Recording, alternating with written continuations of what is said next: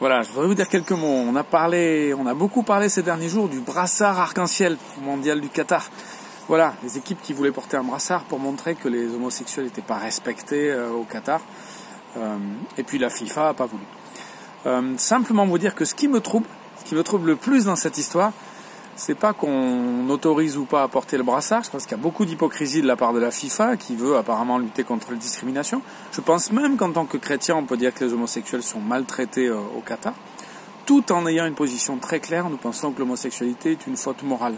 Mais ce dont j'aurais aimé qu'on parle au Qatar, par exemple, c'est qu'on dise à porter un brassard, on veut aussi protester contre tout ce qui est fait contre les chrétiens.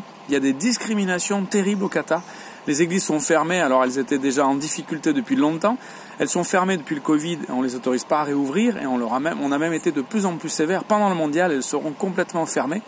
Les chrétiens sont persécutés. Les chrétiens, c'est souvent la minorité la plus défavorisée. Ce sont les travailleurs immigrés. C'est à peu près 10% de la population. Le Qatar fait partie des pays qui discriminent et qui persécutent les chrétiens. Et personne n'en parle. Voilà. Et le mondial aurait pu être et pourrait être l'occasion pour qu'on parle de ça. Alors oui, pour qu'on défende d'une certaine façon les droits des homosexuels, qu'on ne soit pas trop dur avec eux, même si nous, en tant que chrétiens, nous pensons que l'homosexualité est une faute morale. Mais oui, surtout, pour qu'on parle de la persécution ou au moins de la discrimination très forte des chrétiens au Qatar, de la liberté religieuse qui n'existe pas.